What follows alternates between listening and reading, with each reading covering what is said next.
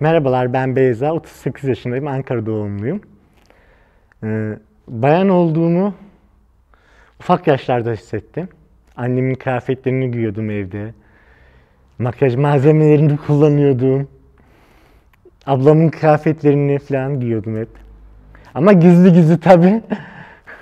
Hmm, Mahallede hep kız arkadaşlarımla hep oynardım. Doktorculuk, ev kadınlığı, aklınıza ne gelirse işte herkes nasıl değişik yaşadıysa ben de o şekil yaşadım.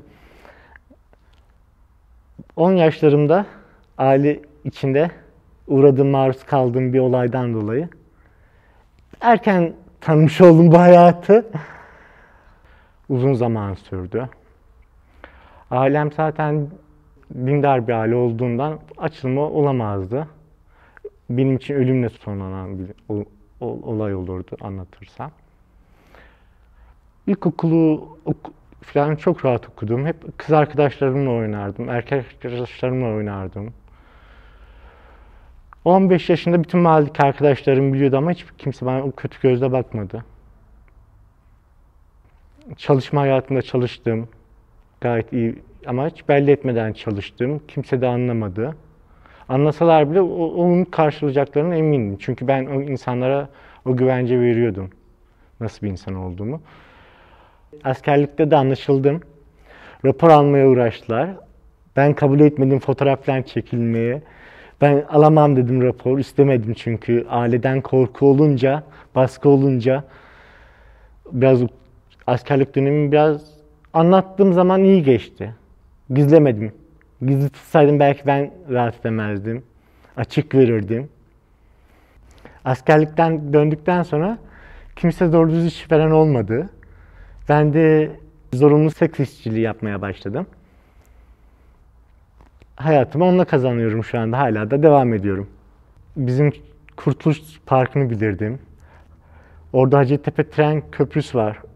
Arkadaşlarım falan hep eşcinsel gay arkadaşlarım falan hep oraya takılırdık. Sinemalara giderdim. Sonra bir gün bir arkadaşımla tanıştım. Travesti arkadaşımdı. Onun evinde kalmaya başladım. Onunla hazırlanıp caddeye çarka çıkardık. Öyle geçirdim bir süre. Ondan sonra kendim alıştım artık. İlk çarka çıktığım zaman zaten çok heyecanlıydım. Ne yapacağımı, ne edeceğimi hiç anlayamamıştım ama değişik bir duyguydu. Alıştım, tek başıma kaldım, alıştım. Ama başıma olaylar geldi tabii. Yüzüm kesildi, gafsa uğradım, param çalındı. Yani her türlü başıma olaylar geldi. Yine başıma kötü şeyler geliyordu ama yine çalışmak mecburiydim. Seks işçiliğini yapmak zorundaydım. Hiç değişmeyi düşünmedim. Herkes, çok eski arkadaşlarım hayret eder. Hep böyle kaldın, hiçbir değişiklik olmadı sende diyerekten. Eryaman olaylarını duyduyduk ama hiç çok katlı taraflarına, kolej taraflarına geleceğini tahmin etmiyorduk. Evlerinden atıldıklarını duyduk. Çok kötü bir şey. Ülkede yaşıyoruz, dışlanıyoruz ve evimizden oluyoruz. Ne demek ya? 3-5 işte godoman diyeyim, büyük insanlar diyeyim. 4-5 tane it kopa ceplerine veriyorlar paraları, içiyorlar içkileri. Uyuşturucu da kullanıyorlar, salıyorlar. Bizim bir zararımıza, başka bir şey değil. İlk Eryaman başlandığında Kurtuluş çok katlı otoparkın arkasındaydık. 3 arkadaş çalışıyorduk, caddedeydik. Bir gün öncesinden, Şahbazgil'in gelmeden bir gün öncesinden, büyük darbe almadığımız bir gün öncesinden keşif yaptıklarına emindik. Nereye kaçtığımıza kadar, arka sokaklarda nerede duracaklarına kadar hepsi biliyorlardı çocukların, Şahbazgil'in elemanları. Çünkü bir araba geldi, şişe fırlattılar. Arkasından polis geldi. Polise yakalattırmaya çalıştık ve yakalanmamıştı. Olayın olduğu gün. Yine 3 arkadaş durduğumuzda o gün hiç polis gelmiyor. Sanki o gün polis biliyordu, bir şey olacağını biliyordu.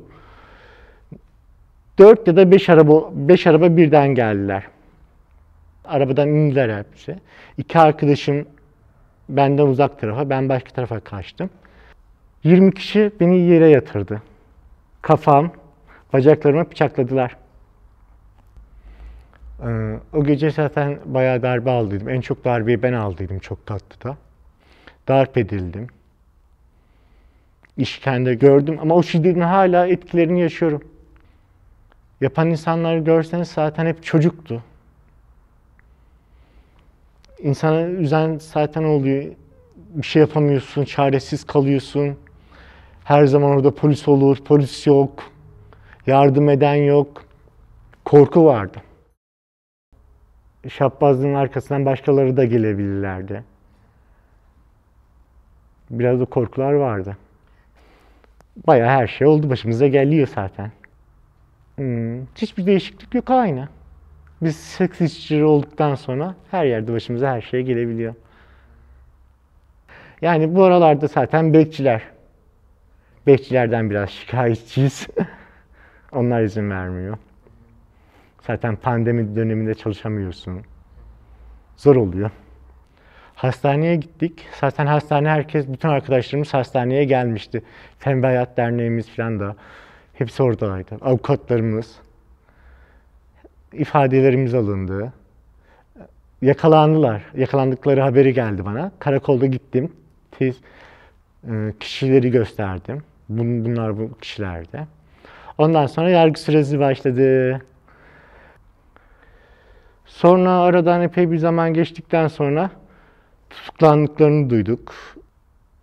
İlk yargı sürecinde çok kalabalık. Biz de kalabalıktı. Çeteden yargılandığı için bayağı kişiler vardı. Aileler bize bakıyor, biz ailelere bakıyoruz. Ne diyeceğimizi bilemiyoruz. Hakim karşısına çıkıyoruz, yanımızda onlar. Ayrı bir korku. Yine başımıza bir şey gelecek mi? Gelmeye gelmez de arkamızda derneklerimiz var.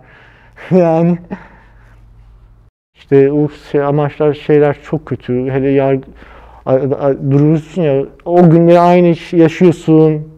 O kişiyi görüyorsun karşında, boğmak istiyorsun, bir şey yapamıyorsun. Bizler biliyorsunuz travesti olduğumuz için yargılar engel, her şey engel bu ülkede.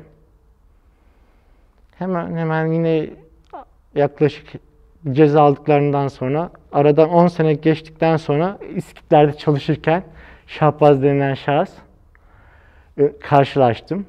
Ben sonradan tanıdım. Ben de pazarlık falan yaptım ama ben pazarlığı kabul etmedim onunla kalmayı. Zaten kendisi de ne olduğu belli. Pembe Hayat Derneği'nden yaptılar, söylendi, açıldı. Ben şaşırdım çünkü. 15 seneden sonra yargı süreci bozulmuş, yeniden yargılanıyor. Ve mutlu oldum. İnşallah sonuna kadar yargılanır, cezaevinden çıkamaz. Bayağı bir değiştiğimizin farkındayım. Bayağı bir değişiklikler var. Unutulmamış, ne güzel bir şey. Aslında hiç unutulmaması lazım. Ömür boyu hatırlanacak bir şeyler bunlar. Herkes duyabiliyor. Bizi mesela kötü bilenler bu yönümüzü görerek bize olumlu sonuçlar vereceğine eminim ben. Tepkiler. Zaman aşımına uğramaz. Uğramayacağına eminim. Çünkü bayağı bir güçlüyüz bu sefer. O zaman da güçlüydük. Şimdi daha güçlüyüz. Sesimiz her yerde, sosyal medya tarafından her yerde görünebiliyoruz. 1 Haziran'da mahkememiz oldu. Mahkeme süreci eskiye bakaraktan iyi geçti iyi geçti. Çünkü onlar tarafından kimse yoktu. Kamera sistemiyle bağlandı. Yan yana aynı havayı solumadım. İnşallah sonucunda iyi bir ceza almasını bekliyoruz. Bütün arkadaşlarımız olduğu gibi ben de ümitliyim. 24 Eylül'de ertelendi mahkeme. İnşallah bu sefer kararımız çıkar. 24 Eylül'deki mahkememiz, duruşmamızda bize desteklerinizi bekliyoruz. Biz unutmayacağız, unutturmayacağız. Adalet, adalet.